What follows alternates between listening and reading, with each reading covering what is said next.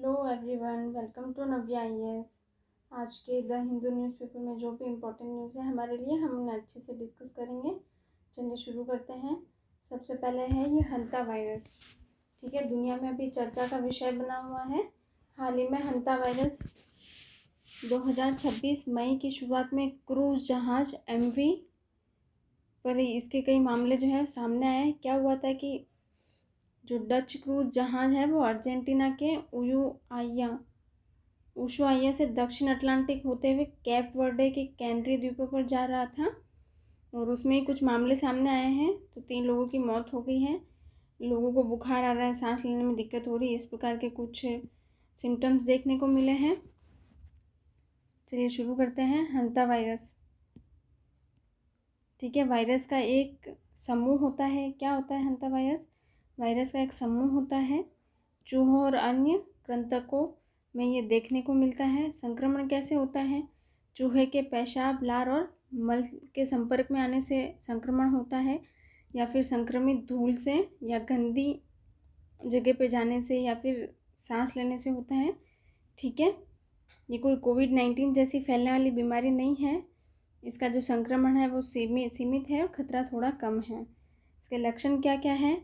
बुखार, सिर दर्द, शरीर दर्द होना, पेट दर्द होना, उल्टी, मतली, थकान। ठीक है, कुछ गंभीर लक्षण भी देखने को मिले कि बहुत ज़्यादा सांस लेने में दिक्कत होती है, खांसी होती है, फेफड़ों में पानी भर जाना, किडनी पर असर होना, रक्तस्राव की समस्या, ये जो बहुत ज़्यादा है गंभीर लक्षण हैं। ठीक है, किन लोगों को ज़्यादा खतरा है? किसान लोग हैं जो काम करते हैं, चूहों के अक्सर संपर्क में रहते हैं, जंगलों में या बंद जगह पर, या फिर गंदी इमारतों की सफाई करने वाले लोग हैं, वो बहुत ज़्यादा जो है खतरे में है इस बार। इसकी कोई वैक्सीन नहीं बनी है अभी तक। ठीक है, ऐसे ही ऑक्सीजन और ICU देखभाल में रखा जा रहा है मरीजों को। महामारी बनने जैसा कोई खतरा नहीं दिखाई दे रहा है, लेकिन आम लोगों को भी घबराने की ज़रूरत नहीं है। ऐसी कोई कोविड-19 जैसी बहुत बड़ी बीमारी नहीं है, तेज़ी से फैलने वाला संक्रमण नहीं है। ठीक है, इस न्यूज़ में इतना ही। चलिए नेक्स्ट देख लेते हैं।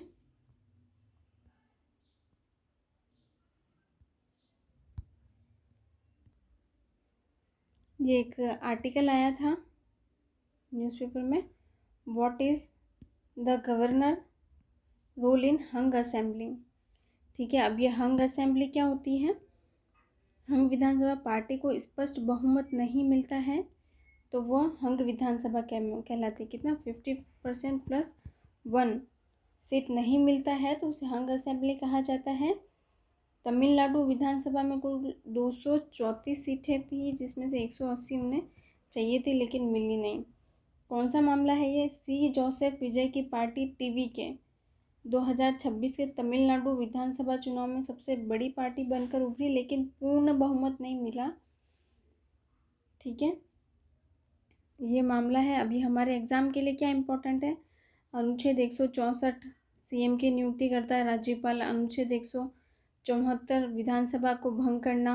अनुच्छेद 156 राष्ट्रपति शासन, ये सब इस आर्टिकल में आए गए हैं, तो ये हमारे लिए इम्पोर्टेंट है। सरकारी आयोग कमीशन की सिफारिशें, फ्लोर टेस्ट की संवैधानिकता वगैरह वगैरह। ठीक है, राज्यपाल की भूमिका क्या होती है?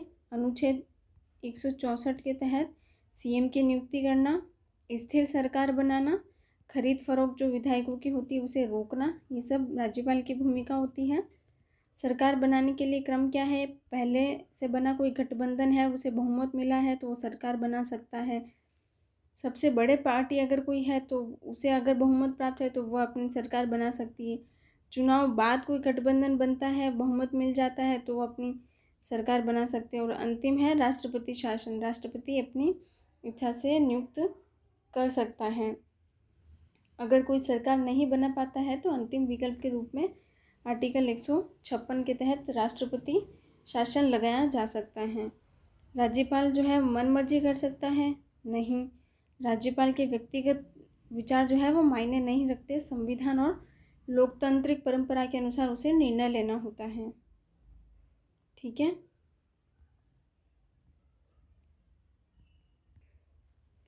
फ्लोर टेस्ट क्या होता है? CM को बहुमत साबित करना होता है अपनी पार्टी का, वो फ्लोर टेस्ट कहलाता है। बहुत इफ़ेक्टिव ये टेस्ट माना जाता है। ठीक है।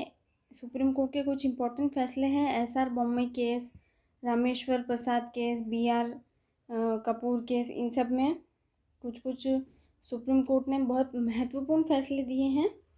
जैसे एसआर बोम्मई केस में बहुमत का फैसला सदन में होना चाहिए, अल्पमत सरकार भी चल सकती है यदि सदन का विश्वास उसे हासिल हो तो।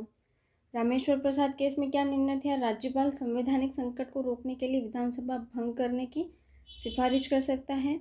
और बीआर कपूर केस में था कि संवैधानिक व्यवस्था बनाए रखना राज्यपाल की जिम्मेदारी होता है। ठीक है। कुछ फ्रूट टेस्ट से जुड़े कुछ उदाहरण भी है। गोवा में 2017 में हुआ था, कर्नाटक में 2018 में। तो निष्कर्ष क्या है कि राज्यपाल का काम पार्टी का समर्थन करना नहीं होता है, बहुमत साबित करने का जो अंतिम मंच है वो विधानसभा ही होती है। ठीक है। स्थिर सरकार बनाना काम है राज्यपाल का बनवाना, और शक्तियाँ जो है इसकी सीमित होती हैं। ठीक है। इस न्यूज़ में भी इतना ही था। चलिए नेक्स्ट डिस्कस कर लेते हैं। नेक्स्ट है ये भारत का पहला ऑर्बिटल डेटा सेंटर सैटेलाइट। ठीक है। क्या है ये? पिक्सल कंपनी जो है बेंगलोर की, उसने एआई कंपनी जो सर्वम है उसके साथ मिलकर एक पाथ फाइंडर नाम की ये कंपनी, ये ऑर्बिटल डेटा सेंटर बनाने का उद्योग वो किया है, अभी घोषणा करी है। इसमें क्या होंगे? शक्तिशाली जीपीयूज लगाए जाएंगे और हाइपर स्पेक्ट्रल कैमराज लगाए जाएंगे। क्या होता है ऑर्बिटल डेटा सेंटर? अंतरिक्ष में जो मौजूद एक तरीके का मिनी डेटा सेंटर होगा। एआई मॉडल ट्रेन और रन होंगे। धरती पर डेटा भेजने की अब ज़रूरत कम पड़ेगी। ठीक है। सीधा ये प्रोसेसिंग भी अपने आप ही कर लेगा और केवल ज़रूरी निष्कर्ष ही धरती पर भेजेगा। दुनिया की जो बड़ी कंपनियां हैं वो इसमें काफ़ी रुचि दिखा रही है। एआई के कारण डेटा सेंटर को बहुत बिजली, ज़मीन और पानी और कूलिंग सिस्टम की ज़रूरत होती है। तो अंतरिक्ष एक अच्छा विकल्प होता है कि वहाँ सौर ऊर्जा उन्हें लगातार मिलती रहेगी। वैश्विक प्रतिस्पर्धा भी चल रही है, space x, Elon Musk, blue origin. ठीक है। ये सब लोग भी इस रीजन में काम कर रहे हैं। अब चुनौतियाँ क्या है इसमें कि गर्मी बहुत ज़्यादा होगी। ठीक है। जीपीयू की जो चिप्स है वो बहुत ज़्यादा गर्म होती है। यहाँ धरती पर तो क्या कूलिंग फैन लगा करके उसे गर्मी बाहर निकाल दी जाती है, लेकिन अंतरिक्ष में हवा नहीं होती है, तो गर्मी एक बहुत बड़ा फैक्टर होगी वहाँ पे, चुनौती चैलेंजेस होगा हमारा। दूसरा, अंतरिक्ष विकिरण जो होगी, कॉस्मिक रेज, वो कई बार डेटा को चेंज कर सकती हैं।